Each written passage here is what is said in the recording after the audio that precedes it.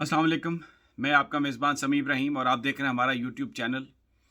3-4 बड़ी अहम चीज़ें हैं और शहबाज शरीफ साहब के लिए 1-2 बड़ी परेशानियां आ गई हैं और अब उससे निपटना कोई इतना आसान काम नहीं है। सबसे पहले तो मैं आपको ये बताऊं कि जो एस्टेब्लिशमेंट के मुज़ाकरात पाकिस्तानी गवर्नमेंट के साथ बिहाइंड द सीन, पाकिस्तानी सियासतदानों के साथ behind the scene, Tehreek Insaf के साथ बिहाइंड द सीन जो कुछ भी हो रहा था, उस डेवलपमेंट से अपोजिशन जो अब हुकूमत में है वो बहुत परेशान है।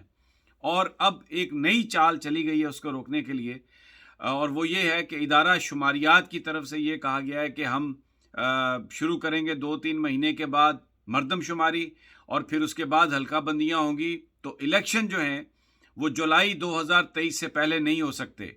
ये बिल्कुल वैसा ही माहौल क्रिएट करने की कोशिश की गई है जिस तरह जब सुप्रीम कोर्ट में फैसला अनाउंस होने वाला था डिप्टी स्पीकर की रूलिंग के हवाले से, तो वहाँ पर इलेक्शन कमीशन ऑफ पाकिस्तान ने जाकर ये बात कही कि हम अक्टूबर से पहले इंतखाब नहीं करवा सकते, हम तैयार नहीं हैं, हमारी मरदमशुमारी नहीं, हल्का बंदियाँ नहीं हो सकी।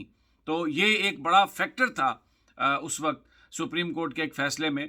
बहुत सारे लोग कहते हैं कि ये सब कुछ क्योंकि मिली भगत थी, इसलिए इलेक्शन कमीशन हालांकि उस केस में पार्टी नहीं था, लेकिन सुप्रीम कोर्ट ऑफ पाकिस्तान ने इलेक्शन कमीशन को बुलाया, उनसे पूछा और उन्होंने कहा जी कि हम तैयार नहीं हैं 90 दिनों में इलेक्शन करवाने के लिए, जो कि आइन की खिलाफ वर्जी थी। क्योंकि इलेक्शन कमीशन का जो तक उनका वाहिद काम ये है कि अगर किसी भी वक्त कोई बात हो जाए तो एक मखसूस मुद्दत में 60 डेज़ में या 90 डेज़ में उन्होंने इलेक्शन करवाने हैं।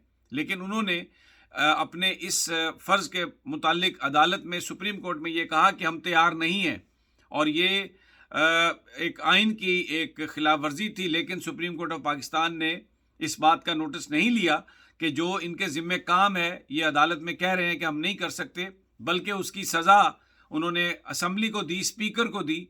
और वो जो रूलिंग थी स्पीकर की, डिप्टी स्पीकर की, और वो सारी प्रोसीडिंग को कलअदम करार दे के, तो जिसके नतीजे में आपको पता है कि फिर अब शहबाज शरीफ साहब वज़ीर आज़म बन चुके हैं। तो अब वही खेल खेला जा रहा है, और क्योंकि बहुत परेशान हैं इस वक्त जो हुकूमती अकाबरीन है, एस्टेब्लिशमेंट दबाव नहीं सस्टेन कर पा रही, प्रेशर अंदर से बहुत है कि इलेक्शन करवाए जाएं, तो अब उसको रोकने का एक टेक्निकल तरीका इख्तियार किया गया। और आज ये डेवलपमेंट हो रही है कि अब इलेक्शन कमीशन ऑफ पाकिस्तान कह रहा है कि हम जुलाई 2023 से पहले इंतखाबात नहीं करवा सकते। महकमा शुमारियात ये कह रहा है कि हमने मरदमशुमारी का आगाज़ करना है, और वो प्रोसेस अगले कई महीने उसमें जारी वो रखा जाएगा। तो ये एक डेवलपमेंट है जो बेसिकली अब ये एस्टेब्लिशमेंट इसके साथ मिली हुई है। इस सारी गेम में चक्कर किसको दिया जा रहा है, लॉलीपॉप किसको मिल रहा है, ये आने वाले वक्तों में सामने आ जाएगा। लेकिन शहबाज शरीफ साहब के लिए आज एक और मुसीबत खड़ी हुई है, और वो हुई है सेंट्रल जज लाहौर जो स्पेशल कोर्ट के हैं। उन्होंने ये कहा है, आज बड़ा एक सख्त ऑर्डर किया है, उससे 2-3 चीज़ें एक्सपोज हुई हैं। एक तो ये कि इस वक्त शहबाज शरीफ इदारों को अपने हक में इस्तेमाल कर रहे हैं। इससे ये नतीजा अखज़ किया जा रहा है कि वो तमाम मुल्ज़मान, वो सैकड़ों की तादाद में लोग जिनके ऊपर करप्शन के चार्जेस थे, जिनके मुकदमात अदालतों में थे, उनकी प्रोसिक्यूशन ख़त्म हो गई है, इसका अमली सबूत मिला है, और इदारे जो हैं वो अब इनको बचाने की कोशिश कर रहे हैं। आज जो फ़र्द जुर्म आयद होनी थी मनी लॉन्ड्रिंग केस में, शहबाज शरीफ साहब के वकील ने, अमजद परवेज़ साहब ने ये बताया अदालत में कि वो आज की उनका जो क्लाइंट है शहबाज शरीफ, उसने काबीना के इजलास की सदारत करनी है क्योंकि वो वज़ीर आज़म हैं, तो उन्हें आज के दिन की एग्जाम्पशन दी जाए। और जिस पर उन्हें जो फ़ैसला लिखा जज साहब ने, उसमें उन्होंने ये कहा कि क्योंकि का वज़ीर मुल्ज़म जो हैं वो वज़ीर आज़म हैं, उन्होंने काबीना के इजलास की सदारत करनी है, उनका वकील ये कह रहा है।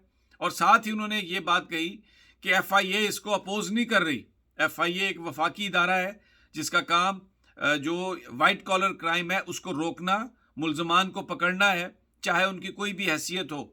यही वो खदशा था जो लोग कह रहे थे कि जिन लोगों पर इल्ज़ामात हैं आपने उनको इक़्तिदार में ले आए हैं। एस्टेब्लिशमेंट से, फ़ौज से यही सवाल किया जा रहा था, जनरल बाजवा से यही पूछा जा रहा था कि आप इनको इक़्तिदार में ले आए हैं तो ये सबसे पहले आके अपने मुकदमात ख़त्म करेंगे और वो जो मुल्क की लूटी हुई दौलत है वो कैसे वापस आएगी और किस तरह इनको सज़ा दी जाएगी। अब आज सेंट्रल जज लाहौर ने उसका अपने फ़ैसले में उन्होंने ये बात कह दी है कि FIA ने शहबाज शरीफ साहब की एब्सेंस को यहाँ पर अपोज नहीं किया।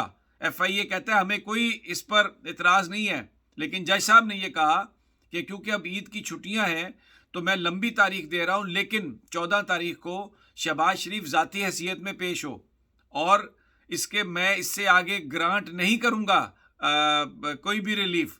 अगर हर हाल में 14 तारीख को मैंने ये वहाँ पर फ़र्द जुर्म आयद करनी है। और वकील साहब से उन्होंने कहा कि आप आज भी अपना आर्गूमेंट कर सकते हैं, लेकिन उन्होंने कहा जी कि मैं क्योंकि सऊदी अरब से आया हूँ इसलिए मैं आर्गूमेंट नहीं कर सकता, तो मुझे आप इजाज़त दें। तो जो असल फ़ैसला है उसके मुताबिक 14 तारीख को शहबाज शरीफ साहब को ज़ाती हैसियत में पेश होना है, उन पर फ़र्द जुर्म आयद होनी है। और इस मामले में जज का ये कहना है कि अब मैं कोई ज़्यादा टाइम नहीं दूंगा। उस दिन अगर आपने आके ये दरख्वास्त दी कि इसको मुलतवी कर दें तो मैं ये नहीं करूँगा। अब एक बड़ा सवाल ये है कि क्या जज साहब वहाँ पे रहेंगे? वज़ीर आज़म शहबाज शरीफ के ख़िलाफ़ फ़र्द जुर्म और FIA कह रही है हमें कोई इतराज़ नहीं, जज कह रहा है कि मैंने ये सब करना है। ये एक ऐसा सिनेरियो है जो एक बहुत बड़ा टेस्ट है। ये सारे जजेस जो हैं ये लाहौर हाई कोर्ट के अंडर हैं और चीफ जस्टिस साहब इनका ट्रांसफ़र कर सकते हैं जिस वक्त भी चाहें। तो अब सवाल ये है कि क्या उनका ट्रांसफ़र होगा। और एक बात मैं बताऊं, लोग ये सवाल कर रहे हैं कि लाहौर हाई कोर्ट की कौन सी आला शख्सियत है जिनकी औलाद के हवाले से एक फ़ैसला जो था वो एक ऐसे ब्यूरोक्रेट ने किया जो आज शहबाज शरीफ साहब के बहुत करीबी साथियों में से है। तो क्या वो जो ताल्लुक़दारी है, क्या वो जो एक दूसरे का लिए जो एक मोहब्बत बनी, क्या वो कहीं इसमें असरअंदाज होगी? बहुत इंटरेस्टिंग सिनेरियो है। आने वाले वक्तों में पता चलेगा जज तब्दील होता है या शहबाज शरीफ के ख़िलाफ़ फ़र्द जुर्म आयद होती है। इसके अलावा बड़ी इंपॉर्टेंट जो डेवलपमेंट थी जिसका मैं पिछले 2-3 वीलॉग्स में कर चुका हूँ जिक्र, PTI ने अपील तैयार कर ली है लाहौर हाई कोर्ट के फ़ैसले के ख़िलाफ़, जो उन्होंने एडवाइज़ की है, प्रपोज़ किया कि जी कल तक गवर्नर जो हैं वो शहबाज शरीफ साहब का हलफ लें। एक और जो प्रॉब्लम अब शुरू हो गई है जिसका बहुत इनको कल बड़ी परेशानी है हमज़ा शहबाज के लिए और शहबाज शरीफ के लिए, स्पीकर पंजाब असम्बली चौधरी परवेज़ इलाही ने जो इजलास बुलाया है उसमें दोस्त मोहम्मद मज़ारी डिप्टी स्पीकर के ख़िलाफ़ अदम एतमाद पर वोटिंग होगी। ये वोटिंग सीक्रेट है। ज़राए बता रहे हैं कि चौधरी साहब ने इस हवाले से बड़ी लॉबिंग की है और ये बताया जा रहा है कि और भी बहुत सारे करम फरमाओं का इसमें हिस्सा है। और इस बात का इम्कान PTI के ज़राए कर रहे हैं कि दोस्त मोहम्मद मज़ारी के ख़िलाफ़ अदम एतमाद कामयाब हो जाएगी। अगर डिप्टी स्पीकर के ख़िलाफ़ अदम एतमाद कामयाब होती है तो फिर इसका मतलब ये है कि जो हमज़ा शहबाज का इलेक्शन है उसके हवाले से जो गवर्नर साहब कह रहे हैं, जो सदर साहब के पास रिपोर्ट गई है कि वो मशकूक इलेक्शन है, उसमें वज़न पैदा हो जाएगा, उसमें बहुत वज़न पैदा हो जाएगा। तो फिर हमज़ा शहबाज की जो वज़ारत आला है उस पर एक बहुत बड़ा एक स्टम्बलिंग ब्लॉक आ जाएगा। लेकिन ये कल बड़ा एक टेस्ट है और परवेज़ इलाही साहब और PTI भरपूर अंदाज में इसमें कोशिश कर रहे हैं। और अगर कल जो एक मार्का जो है ये पंजाब असम्बली में होने जा रहा है, लेकिन हमें ज़रा ये बता रहे हैं कि इस बात का इम्कान मौजूद है कि दोस्त मोहम्मद मज़ारी के ख़िलाफ़ अदम एतमाद कामयाब हो जाएगी। और दूसरी जानिब जो आज लाहौर में इमरान खान साहब की जो सारी आज उनका जो वर्कर्स के साथ और अपनी पार्टी के साथ जो वहाँ पर उनकी गुफ्तगू शनीद हुई है, उससे एक नया चार्ज पैदा हुआ है जो तहरीक इंसाफ के कारकुनों में। और बहुत सारी इंपॉर्टेंट बातें हुई हैं, बहुत सारे इंपॉर्टेंट फ़ैसले हुए हैं। इंशाल्लाह अगले वीलॉग में आपके साथ वो मैं शेयर करूँगा। तब तक इजाज़त दीजिए। अल्लाह निगहबान।